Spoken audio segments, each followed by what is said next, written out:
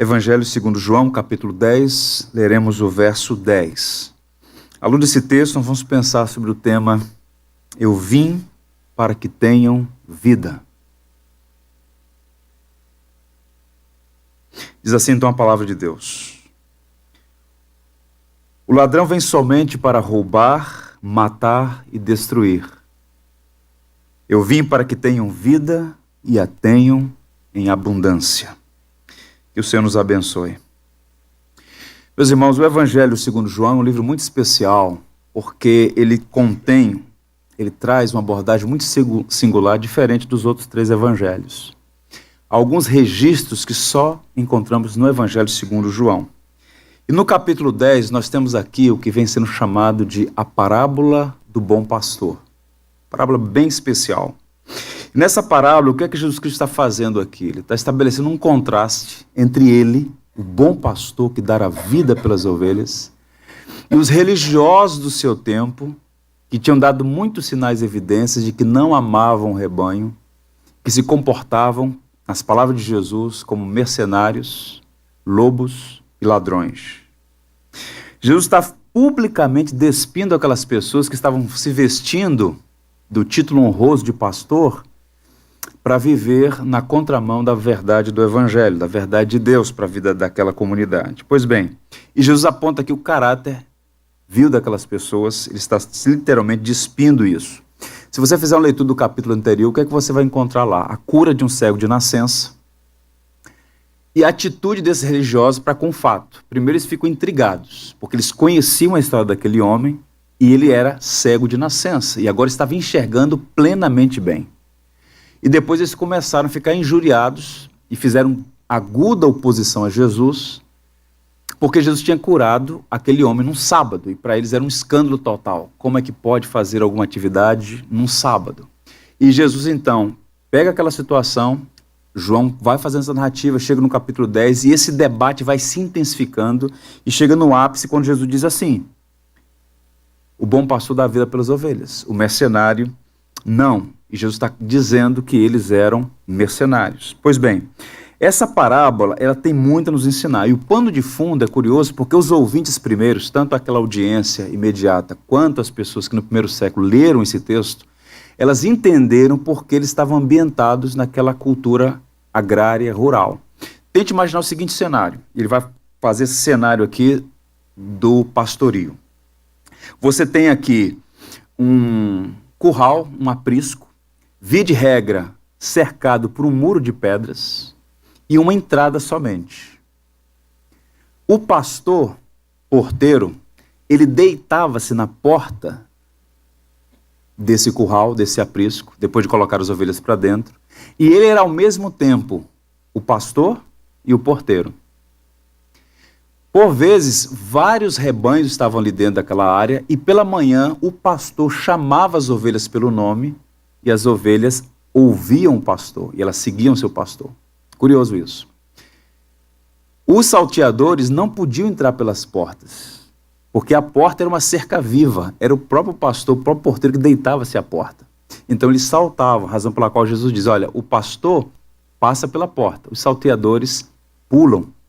Ele está literalmente chamando aquelas pessoas, e observem, eles eram os mestres de Israel.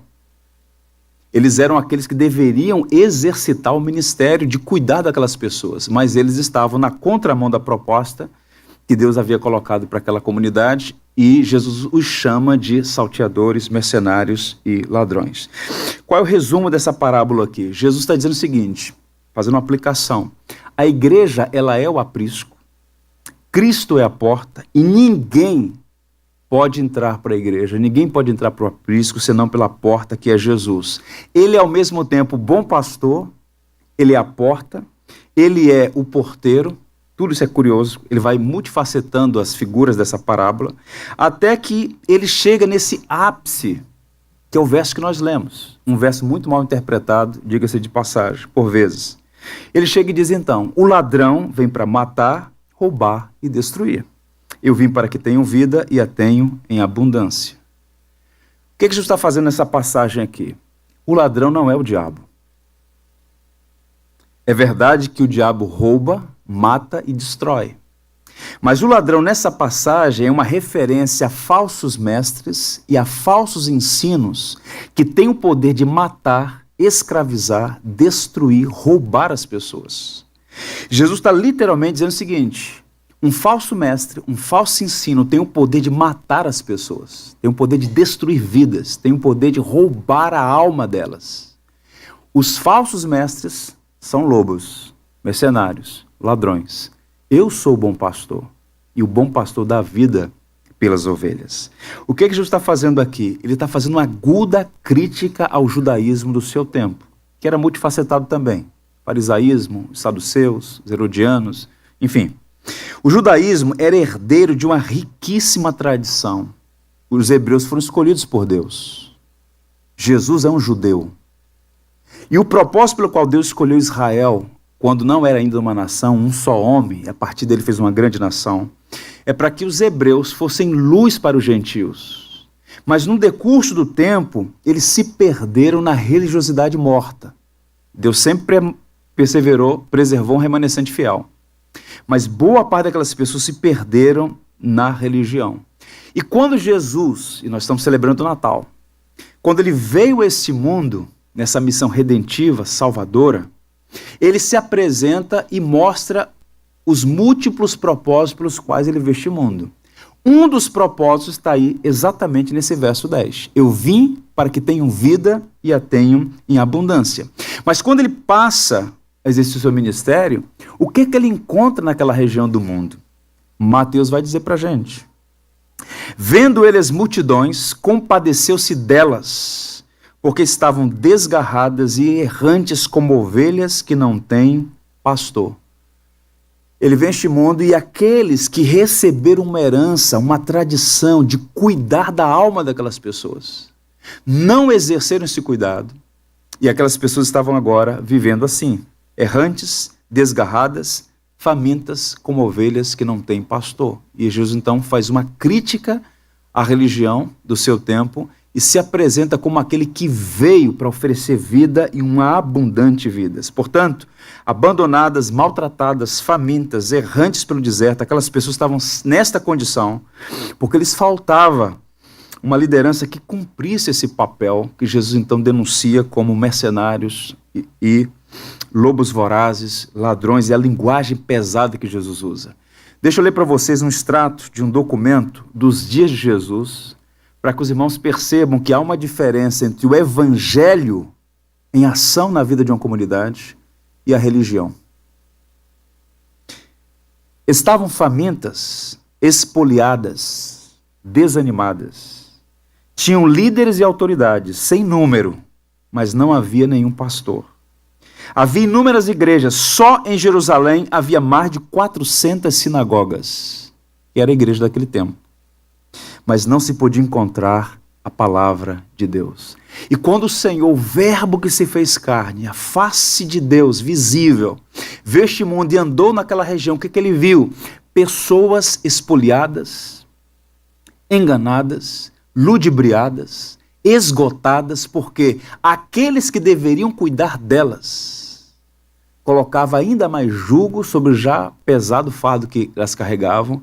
E Jesus então está dizendo, olha, vocês não são a porta, vocês não são bom pastor, vocês são aqueles que saltam o muro, vocês não passaram por mim.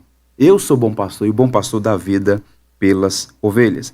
E nessa expressão, eu vim para que tenham vida e a tenham em abundância, eu queria sua atenção para nós pensarmos sobre o propósito específico, esse propósito específico, pelo qual nós celebramos o Natal. Nós sabemos, a própria palavra de Jesus, ele veio para buscar e salvar o que se havia perdido, ele veio para tornar visível a face do Deus invisível, ou seja, os propósitos pelos quais Jesus Cristo veio a este mundo são múltiplos, mas esse especialmente eu queria destacar, porque aponta para nós a necessidade de termos vida, e não apenas fazer a manutenção da religião dominical. E aqui eu queria destacar algumas verdades que os irmãos já sabem, mas eu quero trazer à memória dos irmãos novamente. A primeira delas é a seguinte: o homem sem Cristo está existencialmente perdido e espiritualmente morto. Quando Jesus faz essa afirmação, eu vim para que tenham vida e a tenham em abundância, ele já está denotando o problema. E o problema essencial, elementar da humanidade é que não há vida. E nós podemos usar essa linguagem, existencialmente perdido e espiritualmente morto. Vamos criar aqui uma metáfora. Tente imaginar, use sua mente, faça esse exercício.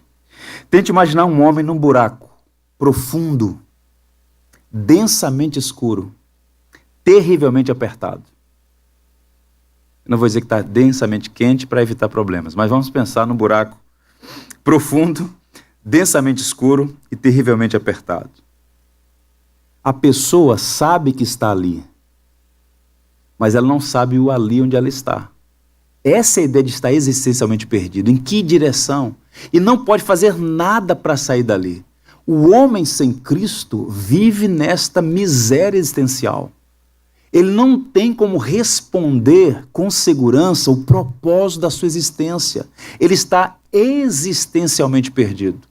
Num buraco fundo, densamente escuro, apertado e sem ter condições de lá sair. Isso é tão interessante que o século XX, que começou muito empolgado com a ciência, com a educação, com os avanços da medicina, foi dinamitado com duas grandes guerras que ceifou milhões de pessoas. E depois da Segunda Guerra Mundial, houve um tempo, na verdade décadas, de um pessimismo profundo, chamado existencialismo francês. E alguns chegaram a dizer que o homem é uma bolha vazia no mar do nada. Não há sentido na vida. Muitas pessoas abraçaram isso. Alguns foram as últimas consequências. Isso é muito verbalizado, reverberado no cinema, na música. Vou ler para vocês o extrato de uma música de alguém que entendeu isso e viveu existencialmente miserável. O John Lennon. Em uma canção de 1965, ele diz o seguinte: o homem de lugar nenhum. Ele está capturando o espírito da sua época. Não há razão pela qual viver. Aquele homem disse isso. Ele é um verdadeiro homem de lugar nenhum, sentado na terra de lugar nenhum, fazendo todos os planos de lugar nenhum, para ninguém. Não tem ponto de vista. Não sabe para onde vai. Será que ele não é um pouco igual a você e a mim? E essa música fez sucesso. Uma geração inteira subjugada pela filosofia do não há propósito na vida. Sartre, Camus, aquela turma toda que estava seguindo essa filosofia. Não há propósito, não há sentido na vida. Pois bem, a figura de estar espiritualmente morto tem também conexão com essa. Por quê? A palavra morte é a palavra mais forte que existe, é uma palavra indigesta. Os mais supersticiosos batem na madeira. O rei francês Luís XIV proibiu por decreto que a palavra morte fosse pronunciada na sua presença. Ninguém podia falar a palavra morte perto dele. As pessoas têm uma dificuldade com a morte. Por quê? Porque a morte é uma intrusa. Ninguém se acostuma com a morte. Usa-se a linguagem, morreu de morte natural. Não existe morte natural. Toda morte é antinatural. Por isso nós não nos conformamos com ela. Esse ano eu perdi meu avô com 94 anos. Ele estava bem debilitado, estávamos todos esperando que em algum momento ele iria morrer. No amanhã, meu irmão me liga e diz: olha, nosso avô morreu. E é duro você ouvir que alguém partiu, que alguém morreu. E por quê? Porque a morte é algo estranho, profundamente estranho. E a ideia de estar espiritualmente morto, que por vezes as pessoas ignoram, e esse é o grande ponto, há pessoas que estão vivas fisicamente, algumas que têm a saúde de um atleta, o vigor de um jovem, mas estão espiritualmente mortas, alienadas daquele que é a fonte de toda a vida e de toda a alegria. E é curioso como isso começou. Isso começou lá atrás. E a boa teologia começa com a boa leitura de que é o homem. E lá atrás, nossos primeiros pais, criados para viver uma vida plena e abundante, felicidade plena, alegria profunda, ludibriados pelo enganador, eles então decidem buscar autonomia, uma vida longe de Deus, longe do Criador, e nessa tentativa insana, eles se escravizam a si mesmos. E alguém disse assim com muita propriedade, ouçam isso: quando um peixe procura se libertar da água, ele perde ao mesmo tempo sua liberdade e sua vida. O homem, escravizado pelo seu próprio coração corrompido, ele pensa como um louco, que pode ter vida longe de Deus. O sensus divinitatis está ali. Ele sabe que Deus existe. Ateísmo é firula filosófica. Todo homem sabe que Deus existe. Ele tenta suprimir esta verdade, mas ele sabe que Deus está aí. E esse homem insano, ludibriado pelo próprio coração, para ele é bom a ideia de Deus não existir, mas Deus está aí, Deus que se revela. E à medida que o homem vai tentando viver como se Deus não existisse, criando seus próprios caminhos para encontrar a felicidade, mais escravizado ele vive, essencialmente perdido, espiritualmente morto. E alguns sinais dessa morte, dessa perdição, são autoevidentes. Por exemplo, tédio. Alguém já disse que o shopping center foi criado para tentar resolver o problema do tédio. Tédio. Angústia, desespero, tristeza na alma, amargura, solidão, crueldade, violência. De onde vêm todas essas coisas? Senão dessa alienação de Deus, desse distanciamento de Deus, que é a fonte de toda a vida, toda a beleza, toda a glória. Pois bem, há um autor fantástico, extraordinário, um judeu austríaco chamado Viktor Frankl. Esse homem, por ser judeu, infelizmente, foi submetido a uma crueldade extrema. Foi levado para um campo de concentração. Na verdade, ficou em 2 campos. O primeiro em Auschwitz. E naquela ocasião, ele testemunhou a morte dos seus pais, seu pai e sua mãe. Testemunhou a morte da sua esposa, à época, com 24 anos. E ele viu muitas pessoas perderem a própria dignidade. Não se tinha mais nome, era um número. E naquele campo de concentração, ele vai dizer que 2 coisas fizeram com que ele permanecesse firme e sobrevivesse. Primeiro, a sua fé em Deus. Deus existe. Não entendo todos os seus caminhos, mas Ele está aí. A sua fé resoluta no Deus de Israel. E segundo, esta firmeza, essa resiliência de não permitir que lhe roubassem a dignidade humana. E quando ele sai do campo de concentração, no ano seguinte, quando termina a guerra em 45 e 46, ele publica um livro, Em Busca de Sentido. Um livro que vendeu à época 12 milhões de exemplares. Ele é o pai da logoterapia, um homem brilhante, com muitos bons livros publicados. Psiquiatra famosíssimo. E ele escreveu um texto sobre essa busca do sentido no sofrimento, que é um recorte da nossa realidade, da realidade do mundo que nós estamos vivendo, que a despeito de ter tantas possibilidades, vive na mais absoluta miséria. E o que é triste, até mesmo alguns que professam a fé, você olha para o rosto do indivíduo, você não vê alegria, não vê júbilo, não vê contentamento. O que você vê é perdição. Você vê morte. Ele disse assim: o homem é, em virtude de sua autotranscendência, um ser em busca de sentido. Todo mundo está buscando isso. No fundo, é dominado por uma vontade de sentido. No entanto, hoje em dia, essa vontade de sentido encontra-se em larga medida frustrada. E por que ele vai falar?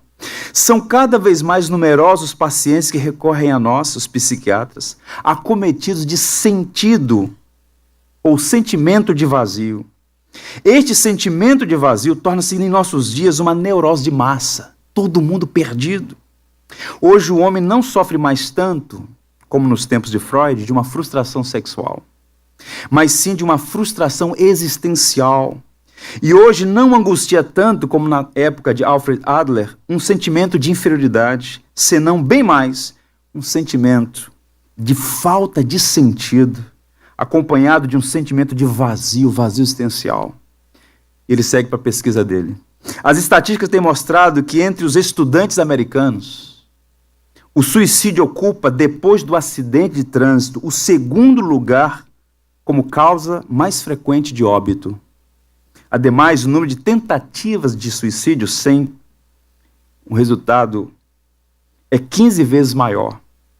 85% deles não conseguiam ver nenhum sentido de suas vidas. O interessante, entretanto, ouçam isso, 93% eram física e psicamente saudáveis. Tinham uma boa situação financeira. e um excelente entendimento, um excelente relacionamento com a família. Desenvolviam uma vida socialmente ativa e estavam satisfeitos com seus progressos acadêmicos. O ponto é, o que leva essas pessoas, como na pesquisa dele aqui, e tantos outros que porventura até a gente conhece, situações, realidades, a não perceber sentido na vida a ponto de tirar a própria vida, de desistir da vida? Há muitas causas. Uma delas é o indivíduo acordar e não enxergar propósito na vida. Por quê? Para que eu vim a este mundo? Qual é o fim último da minha existência? Há muitas pessoas assim. Em um país como o nosso, o Brasil, com uma realidade social complexa, essa realidade social pode promover, por vezes, um pano de fundo para um diagnóstico errado. O que significa isso? Há pessoas que pensam que o problema está restrito à questão da pobreza. E o Brasil, esse paradoxo, rico e pobre ao mesmo tempo.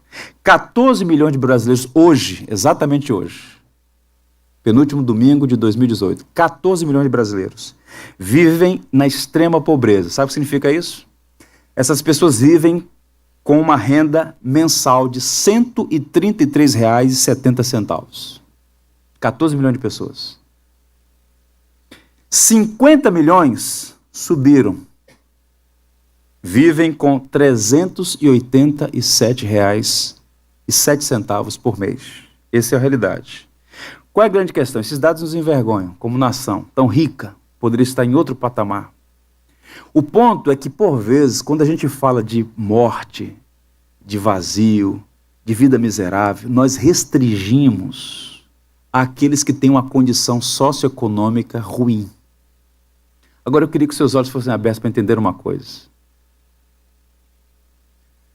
Quantos, a despeito de terem uma condição favorável, um endereço nobre, não conhecer, não saber o que é problema financeiro? Alguns que não sabem nem o que é um problema de saúde, porque tem saúde física, vivem miseravelmente. Alguns anos atrás, eu fui convidado para fazer uma visita a uma pessoa muito rica, morando na Sernambetiba, por andar, apartamento de frente para o mar. Eu sentei para ouvir aquele homem, e ele compartilhando a sua história, a sua vida. Enquanto ele conversava comigo, e eu ouvia atenciosamente, o que eu via ali era o retrato de alguém miserável, que tinha tudo e ao mesmo tempo não tinha nada. Profundamente esgotado, porque a despeito de correr tanto atrás do vento, não encontrou significado. E chegou em um momento da sua vida, e agora? O que eu faço? Tédio, vazio, tristeza aguda, a despeito de não ter uma razão objetiva, mas profundamente esgotado. Perdição, miséria, sentido, falta de sentido. O perdido, meus irmãos, pode ser um morador de rua sentado em uma praça pública, despido de sua dignidade, sem nenhuma esperança de vida.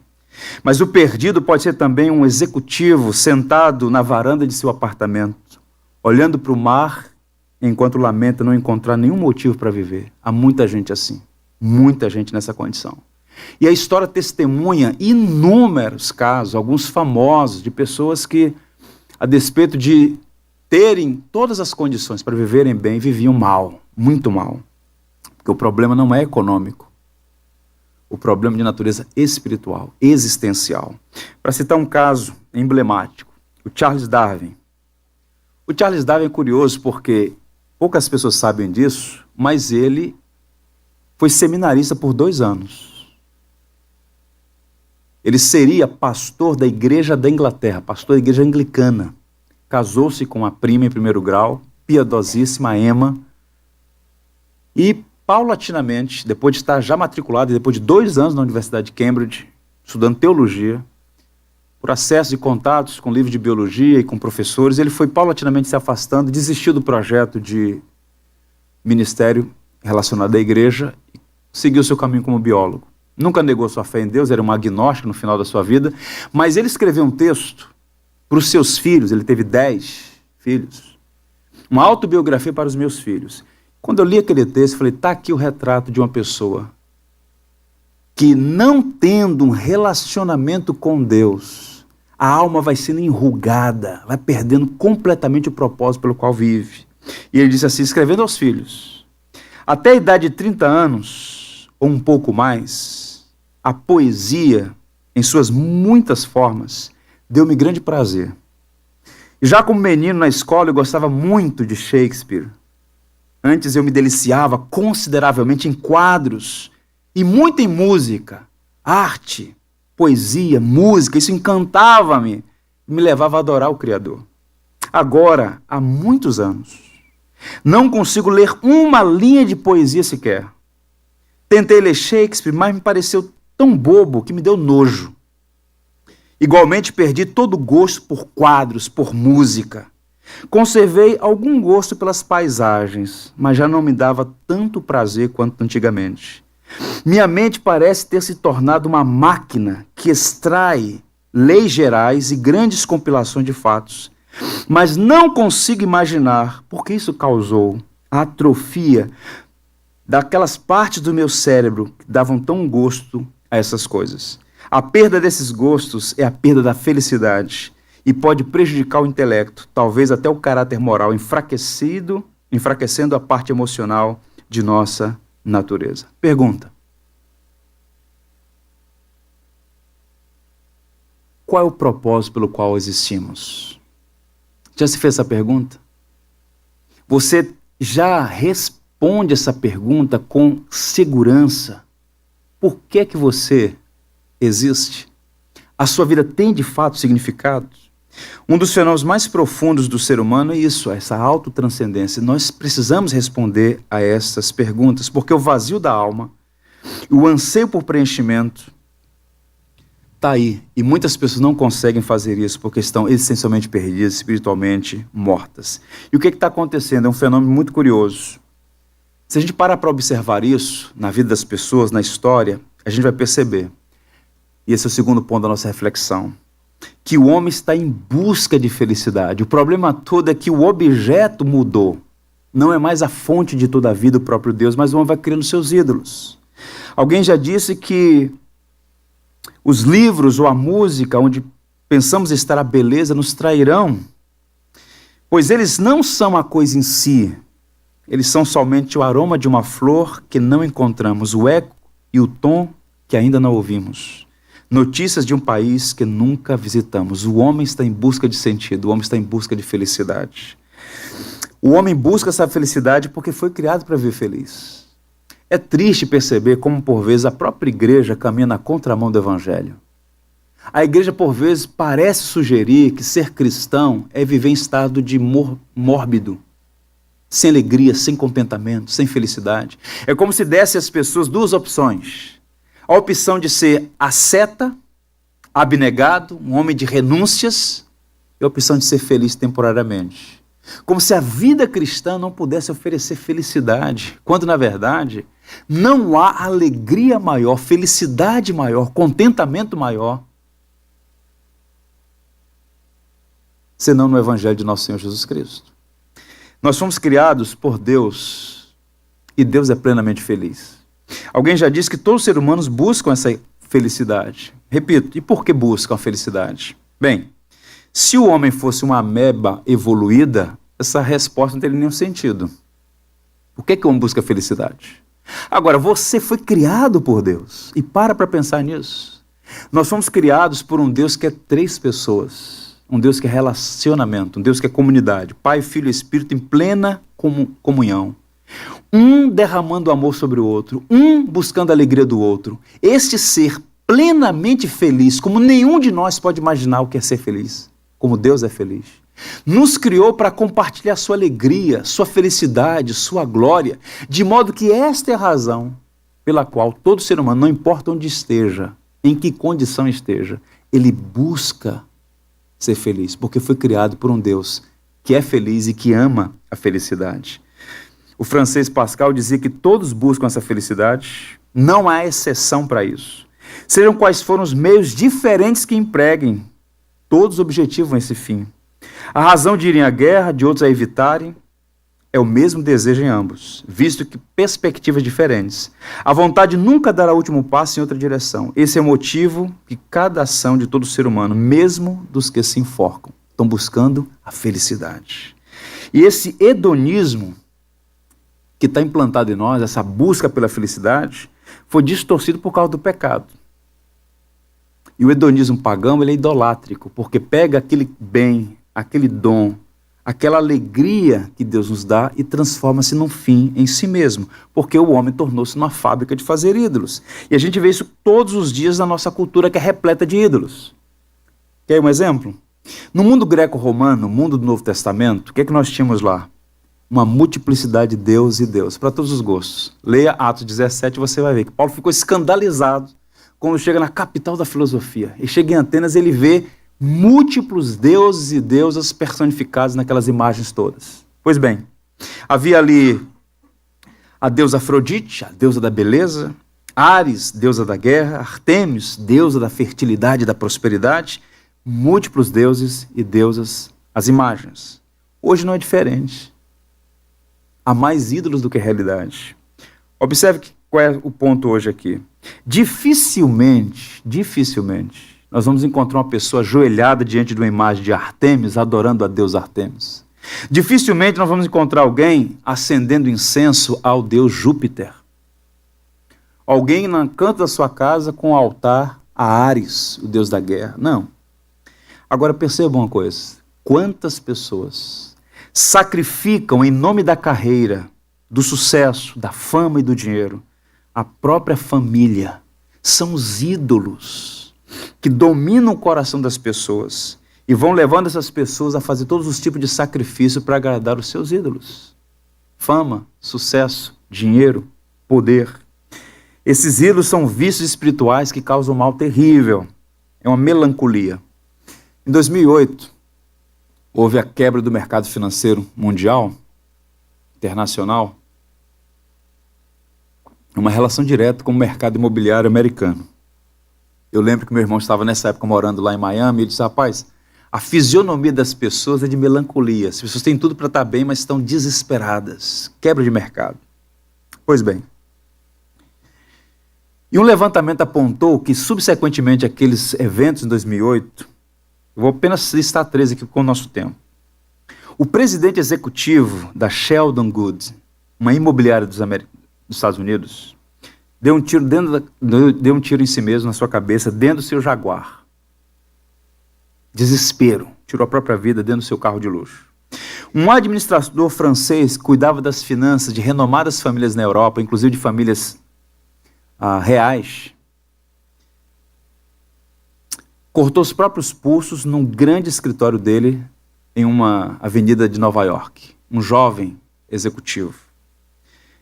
O presidente, o executivo sênior do HSBC, um banco conhecido e importante, se enforcou em um hotel de Londres.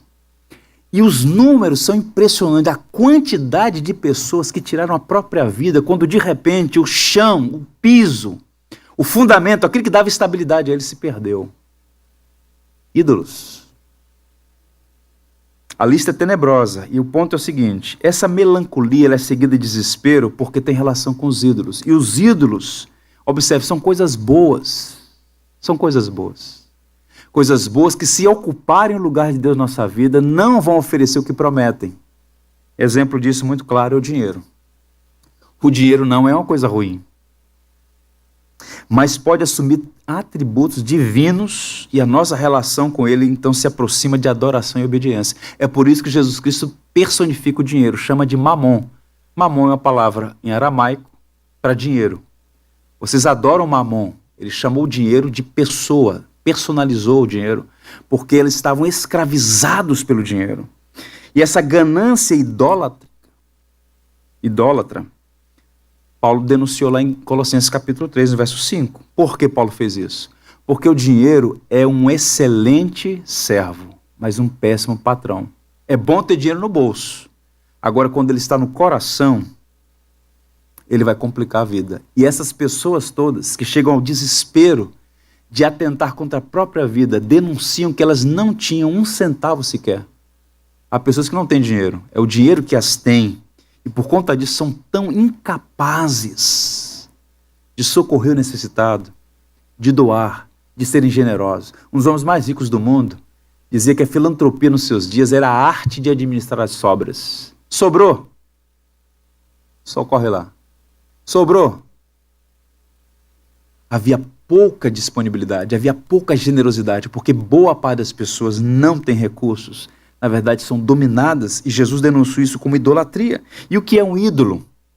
Tem-se um Deus quando um valor finito é adorado, amado, vislumbrado como aquilo que não pode faltar, sem o qual não se pode abraçar a vida com felicidade. Que é um ídolo?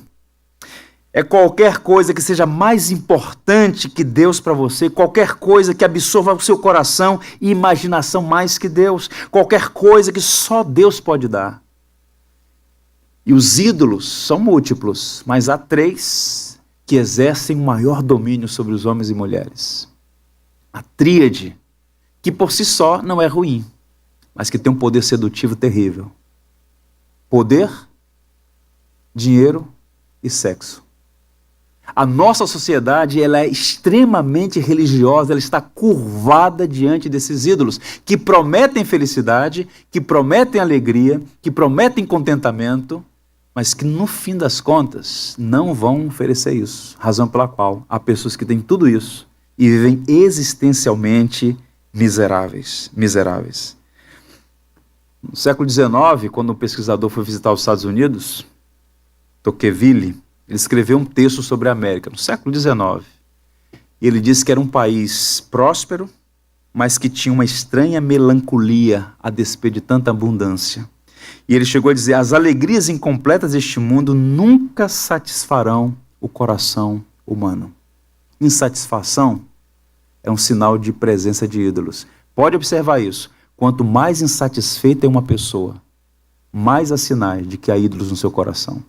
Quem se contenta em Jesus Cristo, quem encontrou tesouro no campo, encontrou tudo. Razão pela qual nós encontramos pessoas como o apóstolo Paulo, não tendo nada, mas enriquecendo a muitos. E outros tendo tanto e ao mesmo tempo empobrecidas. Por quê? Os ídolos nunca satisfazem o coração.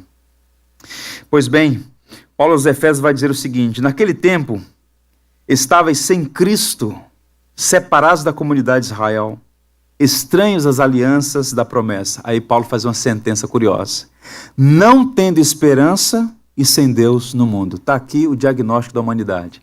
Não tendo esperança e sem Deus no mundo. Mas o que é a igreja? A igreja é uma comunidade de pessoas que estava nesta condição existencialmente perdida, espiritualmente morta, e Paulo vai dizer: mas agora, em Cristo Jesus, vós que antes estáveis longe, fostes aproximados pelo sangue de Cristo. Ele está dizendo que aquelas pessoas, os Efésios para os quais Paulo escreve, estavam nessa condição. Esse é um retrato da humanidade, perdida, sem esperança, sem sentido para a vida. Algumas tendo uma boa condição, mas ao mesmo tempo desorientadas. Mas o cristão é alguém que foi atraído, alcançado por esta graça. Ele foi aproximado de novamente da fonte de toda a vida. Repito, a igreja por vezes tentou combater a idolatria com ascetismo, renúncia, abnegação e um discurso de guerra aos prazeres. E muitas vezes ela remeteu as pessoas a uma espécie de intervalo perigoso entre a conversão e o mundo por vir. Então o indivíduo vivia alienado de Deus, perdido, alguns, como o pródigo, vivendo uma vida irresponsável e inconsequente, ouvem o evangelho, abraçam a pessoa de Jesus Cristo como seu Salvador e recebem um discurso perigoso. O discurso é: aqui não há alegria. Renuncie os prazeres, aguente firme, porque no céu você vai ter alegria. É como se a fé cristã fosse um intervalo entre o que aconteceu e o que vai acontecer, como se não houvesse uma fonte inesgotável de vida aqui e agora, como se a vida eterna fosse a partir do momento em que você vai morar na glória. E Jesus Cristo não disse isso. João capítulo 17, verso 3, nosso Senhor disse assim: a vida eterna é esta. Ouçam, a vida eterna é esta, que te conheçam a ti como Deus único e verdadeiro e a teu Filho a quem tu enviaste. Esta fonte inesgotável de alegria e de contentamento começa no momento em que você tem um encontro pessoal com Jesus Cristo. E você começa uma jornada com Deus aqui, que tornará perfeita, definitiva, na glória. Mas começa aqui agora. E o Evangelho propõe sim que tenhamos uma vida plena e abundante.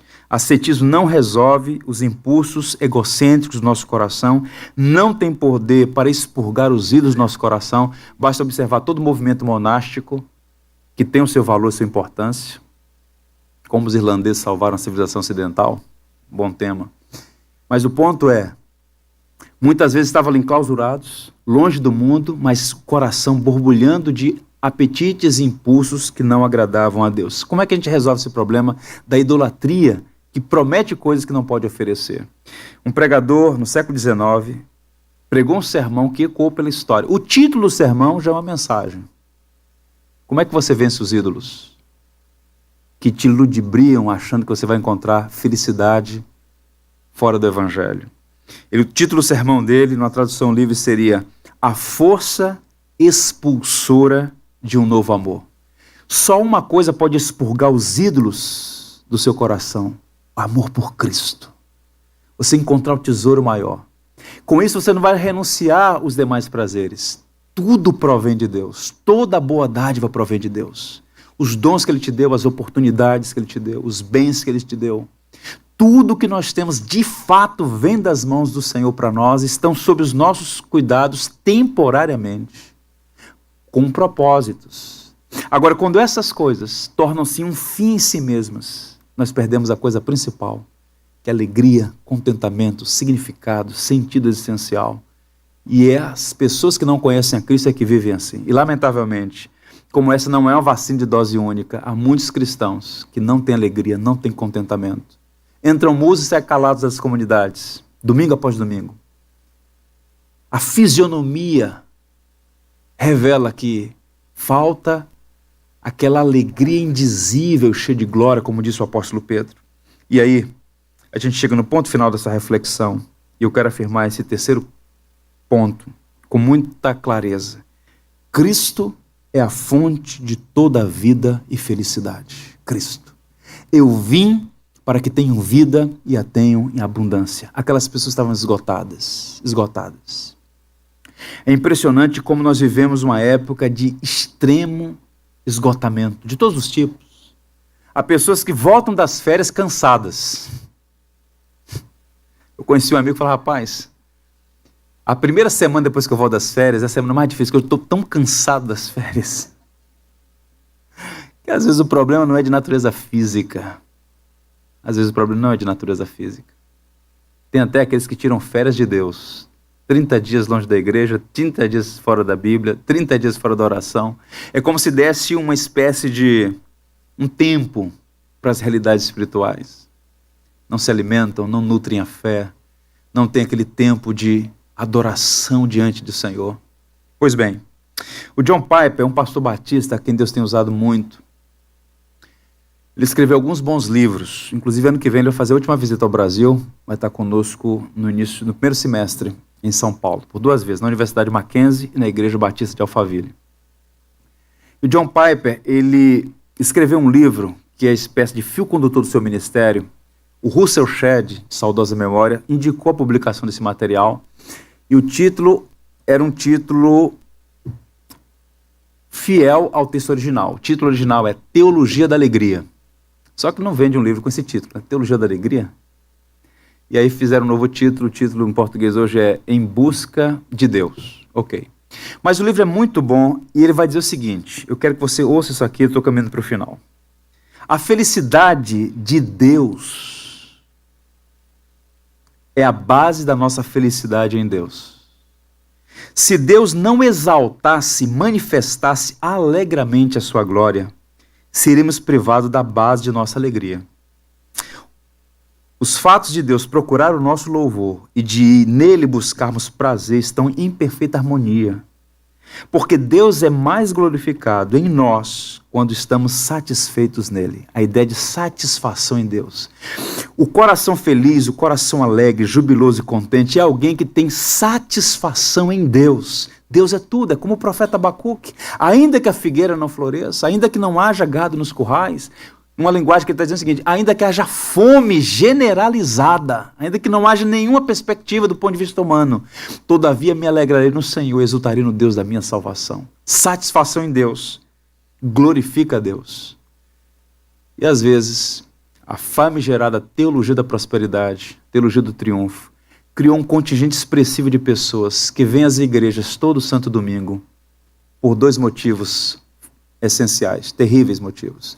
Medo de castigo, interesse em benefício. De fato, Deus é um Deus que faz juízo. Deus é moralmente correto, santo. De fato, Deus abençoa. Mas o motivo primário, essencial pelo qual nós todos devemos buscar a Deus é porque Ele é Deus, fonte de toda beleza, fonte de todo amor, fonte de toda alegria. Felizes são aqueles que conhecem a Deus e prosseguem em conhecê-lo e amá-lo. O que é o Natal? A celebração de uma das mais lindas expressões de Deus, do amor de Deus para conosco. Ele deu seu filho, nós cantamos isso no culto, seu filho bendito por nós todos deu.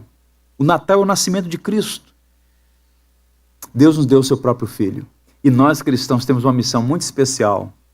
No mundo carente de alegria, e mesmo aqueles que vivem da comédia, que vivem de fazer as pessoas rirem, são muitas vezes miseráveis. Eu já vi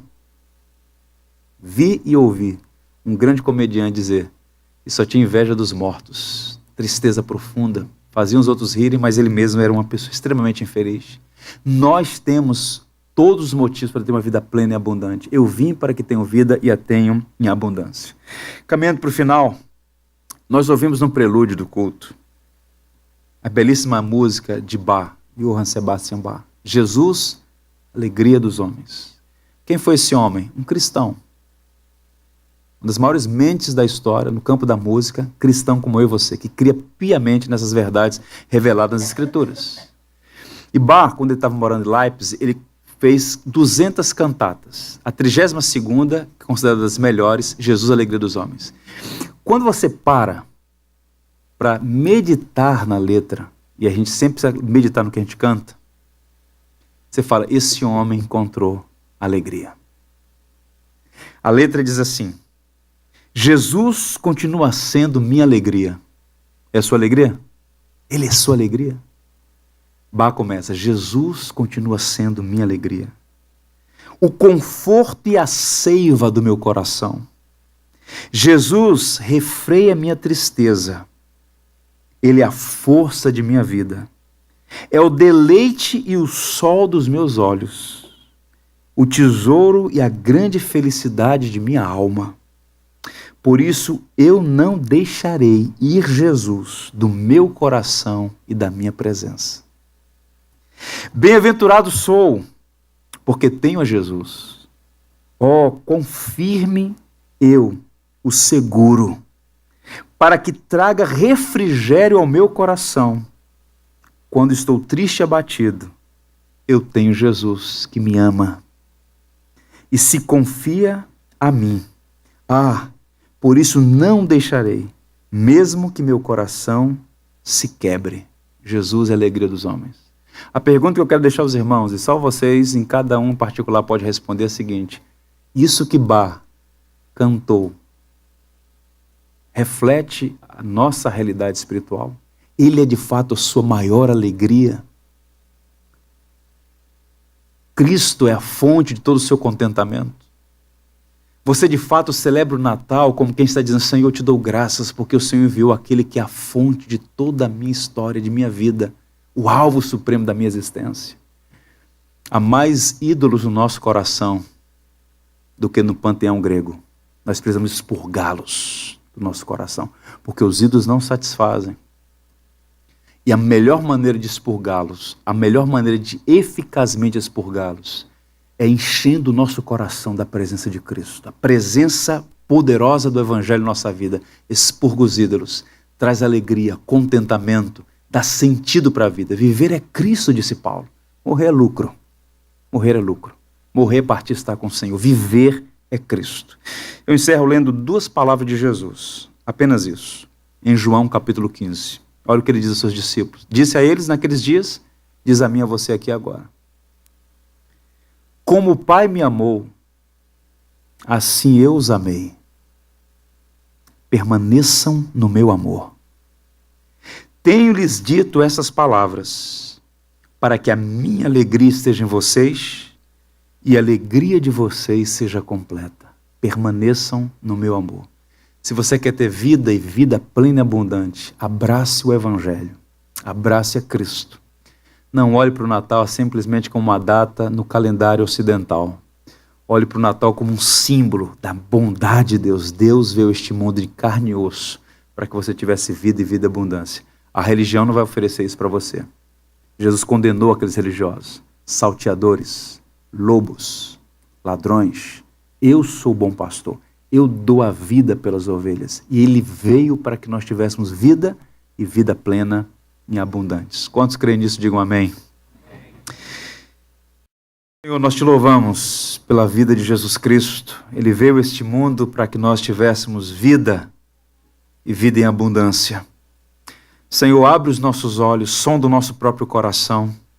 Não permita que vivamos miseravelmente quando poderíamos viver, Senhor, uma vida abundante, plena, de significado na pessoa de Jesus Cristo. Enche o nosso coração de alegria, contentamento, paz, esperança. Nós fomos amados por Ti tão intensamente que o Senhor deu Seu próprio Filho em nosso lugar. Há muitos motivos pelos quais devemos viver profundamente alegres, contentes, esperançosos. Temos lutas, dificuldades das mais diversas, mas nenhuma delas pode suplantar a alegria maior de pertencer ao Senhor. Por isso, vem ao nosso encontro, Senhor, e assenta-te no trono do nosso coração. Essas verdades tão profundas que acabamos de cantar, que sejam realidade em cada um de nós, que Ele seja sempre o dono do nosso coração. Expurga os ídolos que sutilmente tentam ocupar o lugar que é Teu e Teu somente. Ajuda-nos a desfrutar com alegria, com senso de maravilha e gratidão das bênçãos que o Senhor tem nos dado. A família, os bens, os dons, as oportunidades, tudo vem de Ti, Senhor. Mas que essas coisas não roubem o Teu lugar. Caso contrário, viveremos como os pagãos, miseravelmente, sem sentido, sem propósito. Senhor, abre os nossos olhos para enxergar que somos peregrinos caminhando para a eternidade. A remir o tempo, porque os dias são maus. A buscar ter coração sábio e viver para a Tua glória, para toda a eternidade. Abençoa os nossos irmãos aqui presentes, que todos recebam a Tua bênção, a Tua graça neste dia em que nós celebramos o Natal. E que de fato, Senhor, o Natal seja para nós um motivo muito especial para louvar e bendizer o Teu nome. Porque no Natal nasceu aquele que é a fonte de toda alegria, graça e contentamento. Jesus, por meio de quem nós oramos. Amém e amém. Tenham todos um bom dia sob a graça de Deus.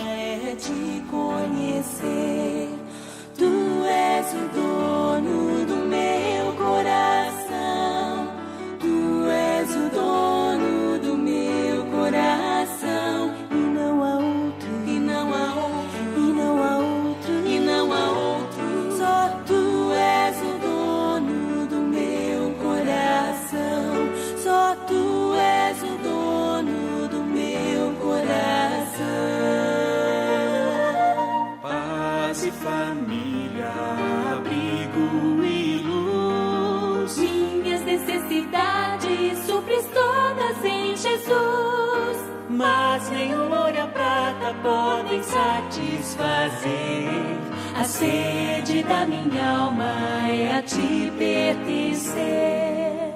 Tu és o dono